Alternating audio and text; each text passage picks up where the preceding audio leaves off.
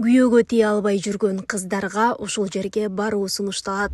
Баткендин эң алыскы Зардалы айылынын кире беришинде таш дарбаза бар. Унаа бара албаган аймакка жалгыз аяк жол менен эшек минип жөө барышат. Таш дарбаза көрүнүшүнөн чын эле тоонун ичине кирип кете тургандай эшик элесинде. Зардалы айылынын башчысы Сүйүн Убаевдин айтымында бул таш дарбазага көп жылдан бери турмушка чыкпай жүргөн кыздар, үйлөнө албай жүргөн жигиттер келип зыярат кылып кетишет. Бул алардын багын ачат деген божомол түшүнүктөрү бар. Үйлөнөк балдар, үйлөнөт, турмушка чыгат кыздар, турмушка чыгат. Мына көргүлө, мына ар түрлүү жазуулар бар.